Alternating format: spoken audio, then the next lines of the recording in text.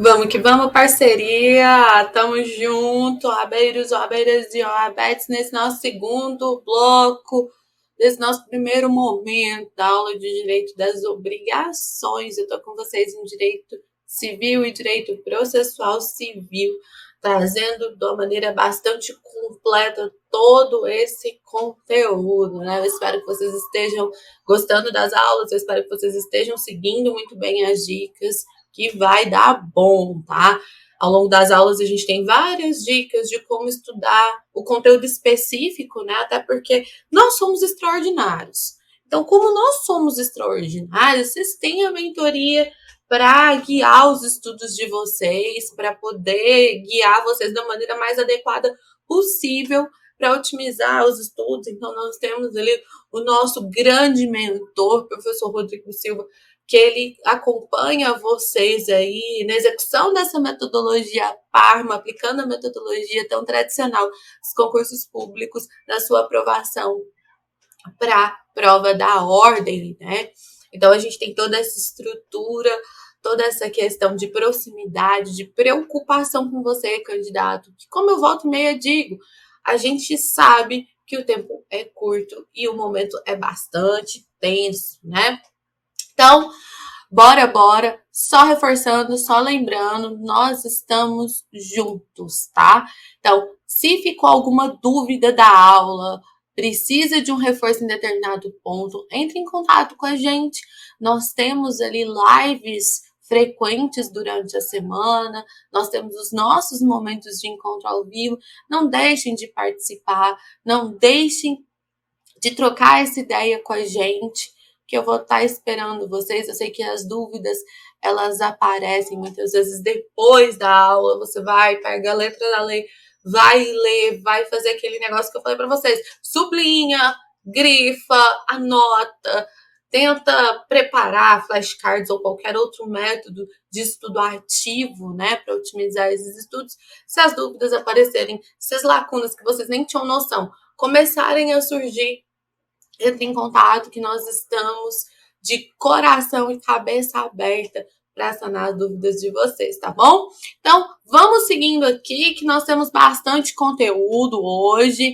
Nós vamos continuar, gente, com o direito das obrigações, tá?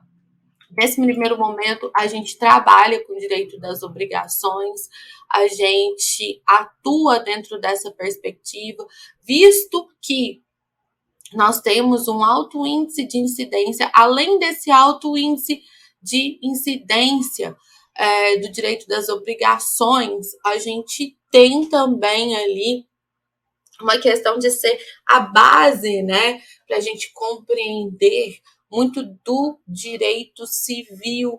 A gente tem aqui uma base para a gente poder desenvolver os nossos estudos, sobretudo em contratos, né? Então, vamos seguindo aqui, porque é muito conceito, é bastante coisa, mas é muito bacana. Vamos lá, gente. Aqui eu trouxe as classificações, né? A nossa proposta desse bloco é falar das classificações.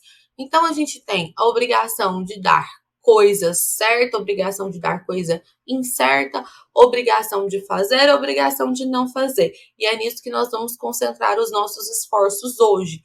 Quando a gente fala em obrigação de dar, eu tenho que entregar uma coisa.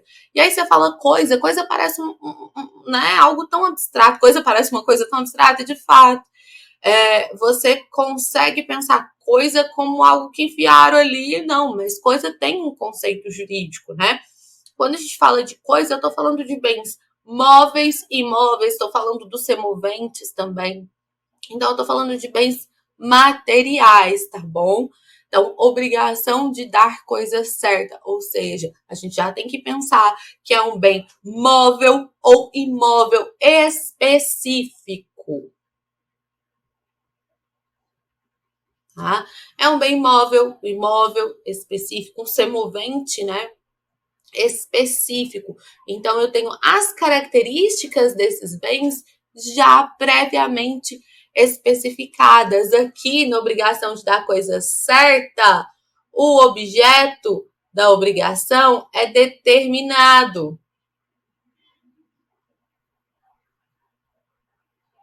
O objeto aqui é um objeto determinado. E essa obra de arte que é a minha letra. Gente, eu juro para vocês que no papel minha letra não é tão feia assim. Só que eu me escorrego toda, aí eu não sei porque lado que eu olho, é tanta tela, tanta coisa. Então fica essa obra de arte abstrata aí, enfim. Galera, a obrigação de dar coisa certa abrange também os acessórios. Isso aqui é o conteúdo do artigo 233 do nosso Código Civil. O principal leva os acessórios e a isso a gente dá o nome. É o princípio, tá? O princípio da gravitação. Como assim, professora? Vamos viajar um pouquinho? Seguinte, a gente tem aqui o sistema solar. Vamos pensar na ideia de gravidade. Nós temos o sistema solar, mas não vamos no sistema solar, não vamos muito longe, não. Vamos na Terra. Nós temos a Terra e a Lua. Se eu comprar a Terra, eu levo a Lua? Não, não é esse o exemplo. A Terra é o principal e a Lua é um satélite. A Terra atrai a Lua. O principal atrai. O acessório é justamente essa ideia de atração, essa ideia de gravitação que se tem entre os principais e os acessórios. Então, o bem principal presume-se que leva consigo os acessórios. Porque, em regra, as pessoas podem pactuar isso de maneira diferente, tá? Eu posso, por exemplo, colocar uma casa à venda e, enfim, os móveis e algumas benfeitorias voluptuárias ali, elas podem, eu posso pactuar num contrato de que elas não vão junto, entendeu? Mas eu também posso fazer aquela venda de porteira fechada. Agora, no silêncio, presume-se que o principal carrega consigo os acessórios. Então, na aquisição de um bem principal, levo comigo os acessórios. Então, quem tem a obrigação de entregar o principal, no silêncio, tem também a obrigação de entregar os acessórios, tá bom? E aí, nós temos o seguinte: no caso do artigo antecedente, então é o 233, fala da obrigação de dar coisa certa. Pode acontecer o seguinte, da coisa se perder. No próximo slide, a gente tem a diferença, né, entre perecimento e deterioração. Perecimento acontece quando a coisa se perde. Já era, vai dar PT, vai dar... É aquele negócio, perda total. Então, a gente tem aqui, ó, se a coisa se perder, então perecimento é a perda total da coisa, sem culpa do devedor, antes da tradição, ou pendente condição suspensiva, vamos voltar um pouquinho na parte geral, condição suspensiva é um elemento acidental do negócio jurídico. Os elementos acidentais são ali o termo, a condição e o encargo. A condição, ela se divide em condição resolutiva e condição suspensiva. A condição suspensiva, ela suspende, né, a produção de efeitos de um negócio jurídico até que ela se realize. Só vai se efetivar, só vai produzir efeitos aquele negócio jurídico se caso aquela condição ela seja efetuada, se caso aquela condição aconteça, tá? Então, suspende a produção de efeitos do negócio jurídico até um evento futuro e incerto. Então, tem aqueles exemplos, né? Dar-te-ei é ótimo nas aulas de graduação do direito civil, aqueles exemplos do dar-te-ei um carro se você se formar em medicina. Nós temos uma condição suspensiva, e nessa condição suspensiva eu tenho somente quando a formatura em medicina se realizar, a pessoa ganha o carro. Os exemplos clássicos ali da parte geral, né? Então, se tiver pendente a condição suspensiva, ou seja, um evento futuro incerto que precisa acontecer para que aquele negócio jurídico produza efeitos, né? Então, se tiver pendente de condição suspensiva, fica resolvida a obrigação para ambas as partes. Então, se perdeu e ficou pendente a condição suspensiva, acabou. Obrigação resolvida para ambas as partes. Se a perda resultar de culpa do devedor, ou seja, eu tenho que entregar uma coisa certa. E aí, bicho, não deu bom não. Não deu bom não, estragou tudo, se perdeu. E aí? Se perdeu por culpa minha. Aí eu respondo, né? Quando a gente está falando de direitos pessoais, quando a gente está falando de direito das obrigações, a gente tem que o patrimônio do devedor, ele responde. Então, eu respondo aqui com o meu patrimônio, pelo equivalente ao valor da coisa, mais perdas e danos. E quando a gente fala em perdas e danos aqui, eu tô abrangendo também, tá? A indenização por eventuais danos morais, porque a gente tem os danos patrimoniais e os danos extrapatrimoniais. Então, eu tenho essa resposta pelo equivalente mais perdas e danos, essa resposta não, perdão, essa responsabilidade, tá? Pelo equivalente mais eventuais perdas e danos, inclusive de natureza moral. E aqui eu coloquei para vocês, ó, perecimento antes da tradição. Tradição, gente, é a entrega da coisa, tá? Tradição é a entrega da coisa. Se acontece sem culpa do devedor e se acontece com culpa do devedor. Acontecendo sem culpa do devedor, antes da tradição, ou pendente a condição suspensiva, a obrigação é resolvida para ambas as partes. Agora, se houver culpa do devedor, ele é responsável pelo equivalente, já que é uma coisa certa, essa coisa certa ela é muito específica. Então, ele é responsável pelo equivalente. Ele tem que, de alguma forma, ressarcir aquilo, mais eventuais perdas e danos de cunho patrimonial ou extra-patrimonial, beleza? Vamos aqui. Diferença entre perecimento e deterioração. Perecimento é quando a coisa se perde no todo. Deterioração é quando ela se desgasta, é quando ela se perde em parte, né? Então, uma coisa se deteriora, então ela de alguma forma ela perdeu o valor. Se uma coisa se perde, ela realmente se perdeu. Então, perecimento aqui é a perda total. Deterioração é uma perda parcial, uma desagregação de valor, tá? E aí o 235 fala, deteriorada a coisa, não sendo o devedor culpado, então, ó, não teve culpa. Poderá o credor resolver a obrigação. Então, ó, esse trem estragado de jeito aí, ó, deixa quieto. Acabou a obrigação. Não, tá de boa. Quer saber disso não? Tá tudo bem. Elas por elas. Acabou. Ou aceitar a coisa. Não, me dá isso aí. Me dá isso aí que eu mesmo faço os ajustes, eu mesmo conserto, eu aceito do jeito que tá. Só que aí você tem que dar um desconto, né? Aquela negociação do desconto. Abatido o preço do valor que perdeu. Então, ele pode ter essa margem de negociação, tá? Sendo culpado o devedor, poderá o credor exigir o equivalente ou aceitar a coisa no estado em que se acha, com direito a reclamar, em um ou em outro caso, indenização por perdas e danos. Observem o seguinte, tanto com relação ao perecimento como com relação à deterioração do objeto, a gente tem os tratamentos muito semelhantes quando ocorre com culpa do devedor ou sem culpa do devedor. Então, a gente tem, se deteriorar da coisa sem ser o devedor culpado, aí a gente tem a possibilidade de resolução da obrigação ou aceite da coisa com o preço abatido do valor que se perdeu, né?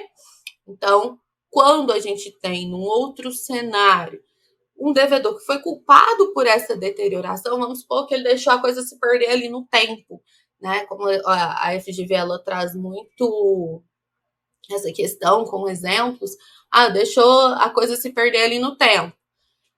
E aí você fala assim, poxa vida, né? Que descaso, foi omisso no dever de cuidado e tudo mais. Se a coisa se perdeu, sendo ele culpado, o credor aí ele tem o direito de exigir o equivalente, não tem nada de obrigação resolvida.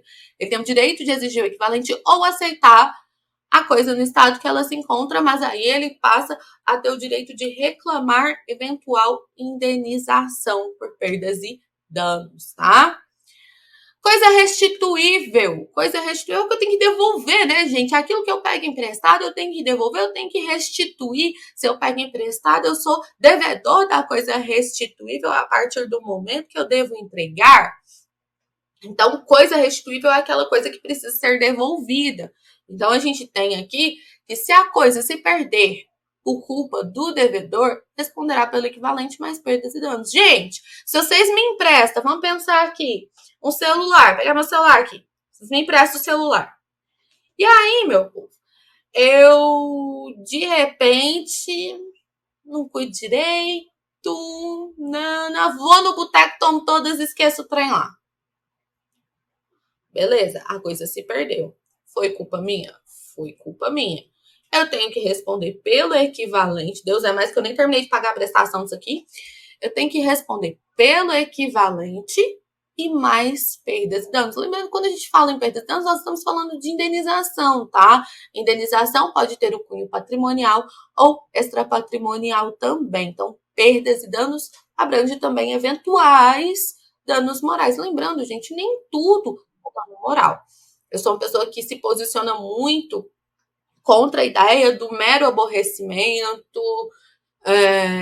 Hoje eu acho que foi muito banalizada essa questão do mero aborrecimento, no intuito de não banalizar o dano moral, mas acaba que mesmo, dá uma margem para que mesmo a pessoa tendo o direito, né, de ser ressarcida ali por danos morais, acaba que as coisas vão se confundindo, os institutos vão se confundindo e as coisas se tornam e são tratadas como mero aborrecimento, e, enfim. Não sou muito adepta disso, não, e acho que nem OAB, tá? Nunca vi uma questão se colocar como colocar um instituto e falar, não, isso é só mero aborrecimento, não só esse desabafo do direito civil aí. Se a coisa é restituível se deteriorar sem culpa do devedor, recebê-la lá, ele vai receber o credor, tal qual se acha. Então, se a coisa restituível acabou se deteriorando, cuidado, gente. Muitas vezes na fluidez da leitura, que é muito, né? A gente bebe muito na lei seca, a nossa fonte, nesse ponto de classificação é muita lei seca, mas nós temos que ter cautela, nós temos que ter cuidado, nós temos que ter domínio dos conceitos. Então, presta atenção. Se a coisa é restituível, ou seja, a coisa que eu tenho que devolver, ela se deteriora, ou seja, ela estraga de alguma maneira, mas ainda dá para usar. Né? Teve uma perda parcial ali, teve uma desagregação de valor, sem culpa do devedor. O credor ele vai receber do jeito que a coisa tá, sem direito à indenização. Se a coisa acontecer, se a deterioração acontecer por culpa do devedor, observar-se-á o disposto no artigo 239. Então, ele responde por equivalente mais perdas e danos, tá bom? Então, aqui eu tô falando de coisa restituível. Prestem muita atenção nas situações que versam sobre perecimento e sobre deterioração, tá? São conceitos muito importantes, assim como o conceito de coisa restituível. Benfeitorias realizadas, né? Nós temos a nossa classificação no Código Civil das benfeitorias como benfeitorias úteis, necessárias e voluptuárias. Essa é a classificação do nosso Código Civil. As benfeitorias úteis são para melhorar a utilidade da coisa, as necessárias são benfeitorias de conservação e as voluptuárias são deleite, são luxo. Poderia passar sem e estava tudo bem, a coisa funcionaria otimamente sem, estaria mantida otimamente sem, mas você quer agregar ali um valor, trazer um mimo para a coisa, um luxo para a coisa, então eu tenho as benfeitorias voluptuárias. Essas são as classificações das benfeitorias. Volta e meia eu faço essa ancoragem ali na parte geral, junto com vocês, tá bom? Se para o melhoramento ou aumento empregou o devedor trabalho ou dispêndio, ou seja, se ele fez por si ou se ele gastou para fazer, o caso se regulará para as normas desse código atinente às benfeitorias realizadas pelo possuidor de boa fé ou de má fé. Quanto aos frutos percebidos, observar-se-á do mesmo modo o disposto nesse código acerca do possuidor de boa fé ou do possuidor de má fé. E aí a gente tem que dar um pulinho nessas definições lá no direito das coisas. Quando eu falo em possuidor de boa-fé, eu estou falando daquele possuidor que não tem ciência dos vícios presentes, né, naquela posse. Quando eu falo do possuidor de má-fé, ele sabe que aquela posse possui os vícios, né?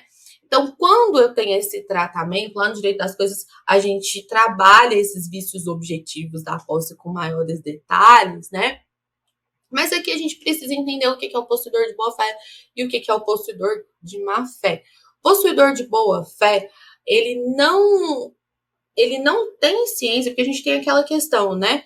A gente tem a posse de boa-fé, que é de uma pessoa que ela não tem ciência da presença dos vícios objetivos, e o possuidor de má-fé que sabe que existem vícios objetivos da posse. Quais vícios objetivos da posse são esses? Esses vícios a gente aprofunda lá no Direito das Coisas. Esses vícios objetivos da posse, eles são aqueles vícios, né? Violência, clandestinidade ou precariedade, né? Que é o abuso da confiança, o abuso do direito. Então, a gente tem esse tratamento lá no Direito das Coisas. E aí tem algumas consequências. Se a pessoa é possuidora de boa fé, porque a gente pode ter um possuidor que é um possuidor ilícito, e esse possuidor ilícito é um possuidor ilícito de boa fé, porque ele não sabe da existência de algum desses vícios objetivos e etc. Mas a gente não vai aprofundar em Direito das Coisas agora, porque a Paula do Futuro certamente vai falar isso com vocês. O que acontece? No caso do possuidor de boa fé, ele tem o direito a ser indenizado pelas benfeitorias necessárias e úteis e pelas voluptuárias. Por essas três benfeitorias que nós temos, o possuidor de boa-fé ele tem direito à indenização e o direito de retenção do bem até que seja paga essas benfeitorias necessárias e as úteis, tá? Então, ele tem esse tratamento com relação às benfeitorias. Já o possuidor de má-fé, ele pode ser ressarcido tão somente das benfeitorias necessárias, porque são as benfeitorias, gente, de conservação. Ele tem ali a posse de má-fé, mas se ele não conserva e a coisa se deteriora, ele também será responsabilizado. E trazendo aqui para nós, para nossa realidade, para nossa discussão, eu tenho que, se para o melhoramento ou aumento, o devedor, aí eu tenho de boa fé, ele empregou trabalho ou dispêndio, aí o que acontece? Ele tem o direito de ser indenizado. Indenizado com valor corrigido, tá? Ou reter a coisa, nos casos de benfeitorias necessárias e de benfeitorias úteis.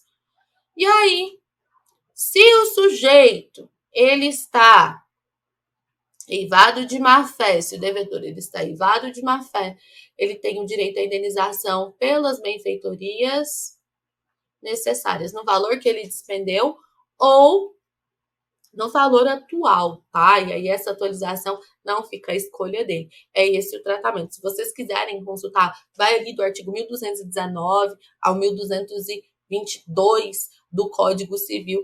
Aí aos poucos a gente vai avançando e abre esses artigos e analisa essa questão acerca dos efeitos da posse, enfim.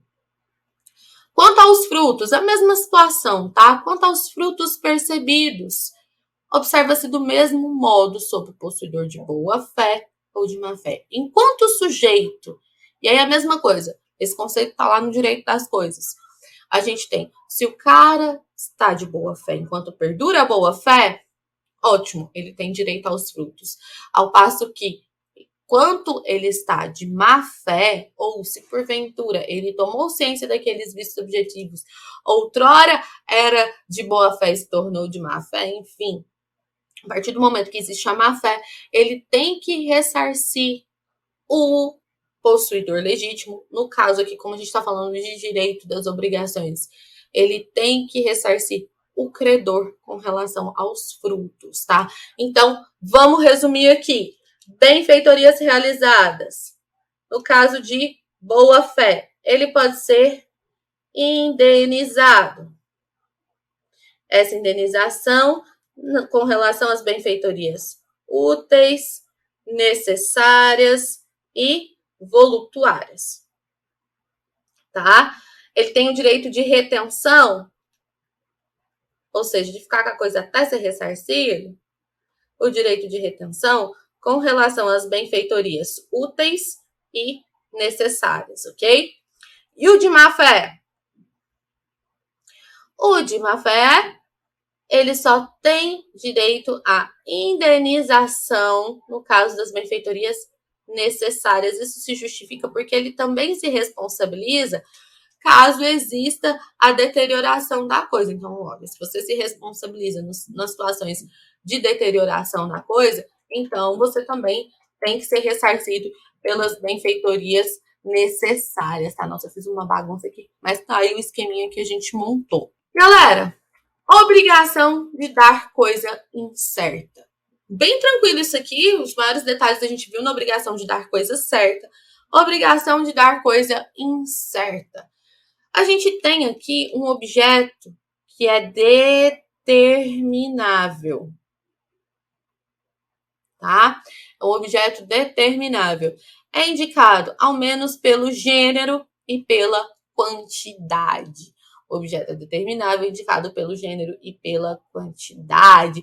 E quem deve escolher nas coisas determinadas pelo gênero e pela quantidade, a escolha pertence ao devedor, ou seja, quem tem que entregar a coisa vai escolher, tá? Salvo se for pactuado de uma maneira diversa. Então, se o contrário não resultar o título da obrigação. Então, se as partes não pactuarem, por exemplo, que o credor fará essa escolha, no silêncio cabe ao devedor escolher, tá?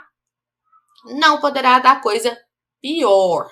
Então, assim, são coisas do mesmo nível, mas tem que prestar atenção nisso, né? A gente já supõe que a boa-fé ela determina que as pessoas entreguem coisas do mesmo nível, mas, contudo, entretanto, todavia, não vale, não custa, né? Destacar aqui que não poderá dar coisa pior e nem ser obrigado a prestar melhor. Então, cientificado da escolha, o credor vigorará o disposto na seção antecedente. Por quê? Quando o credor ele já sabe que o devedor escolheu, se ele efetuou a escolha, a coisa deixa de ser incerta. A escolha foi realizada a partir desse momento, aquilo que era incerto se tornou específico. Aquilo que era geral, que tinha o gênero e a quantidade designado tão somente, se especificou no momento da escolha. Por isso que passa a vigorar o disposto na seção antecedente, que trata do quê? Da obrigação de dar coisa certa. Teve uma escolha? Teve. Eu tinha aqui, ó, um monte de vaquinha. Aqui eu tinha uma marrom, aqui eu tinha uma pintadinha, aqui eu tinha uma branquinha, aqui eu tinha uma pretinha. Beleza, todas elas no mesmo nível, da mesma raça, do mesmo valor.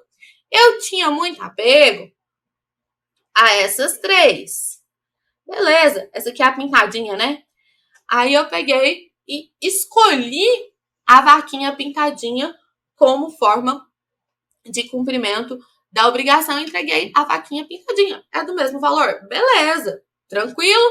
Então, eu fiz a escolha. Aquilo que era geral, que tinha um universo, passou a ser específico, tá? Antes da escolha, não poderá o devedor alegar a perda ou deterioração da coisa. Pera, que coisa? Ainda não foi especificado. Vocês estão percebendo que não tem muito o que inventar a roda? De fato, não é uma coisa difícil se você pegar a lógica da situação.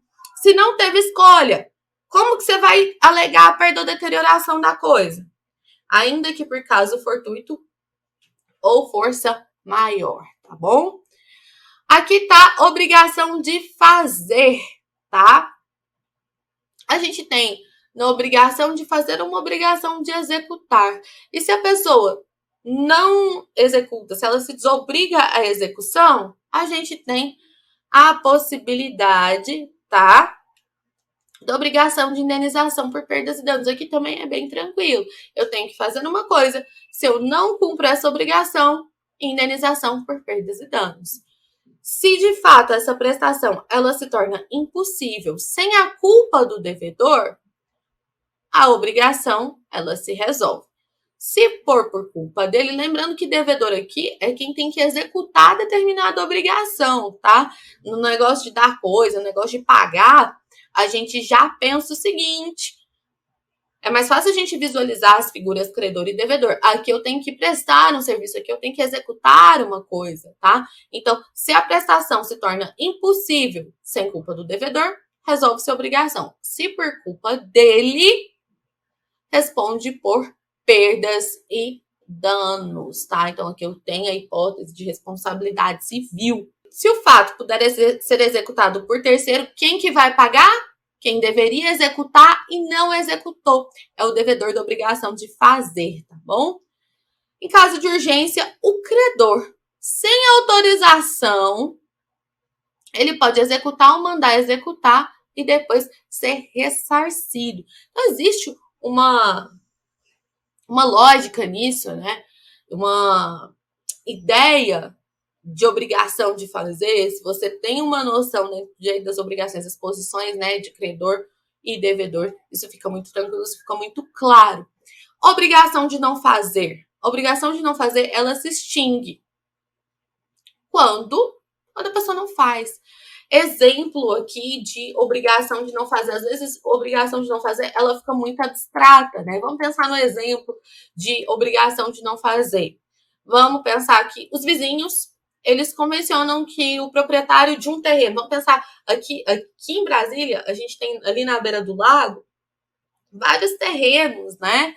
Que buscam ter vistas para o lago. Alguns eles fazem os aterramentos, põem as casas lá em cima para poder ter a vista em cima das outras casas.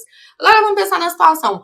Os vizinhos falam assim: olha, você, proprietário terreno na frente, você não vai fazer edificação. Tudo bem? Porque isso vai prejudicar a visão da propriedade dos outros vizinhos e vai desvalorizar o imóvel, etc. Os motivos não importam. A gente combina, você não vai edificar. A partir do momento que ele não edifica, considerando que a gente está falando de uma obrigação negativa, a partir do momento que ele não edifica, ele está adimplindo a obrigação. Se ele construir o raio de uma casa lá, se ele construir essa casa lá, o que vai acontecer? Ele vai se tornar inadimplente. Ele vai inadimplir aquela obrigação.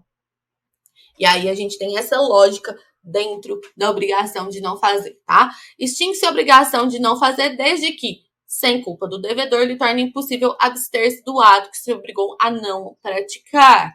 Aí eu tenho o inadimplemento justificado de uma obrigação de não fazer, a extinção da obrigação de não fazer sem culpa do devedor. Quem é o devedor? Aquele que não tem que executar. Praticado pelo devedor o ato, ou seja, ele não poderia fazer, cuja abstenção se obrigara, o credor pode exigir dele que o desfaça. Então, se o vizinho teimoso construiu ali o terreno, o credor pode exigir, vá desfazer. Você tem a obrigação de não construir, tá? Sob pena de desfazer a sua custa, eu vou chamar a construtora, desconstrutora, e vou derrubar isso aqui, você ainda vai ter que pagar.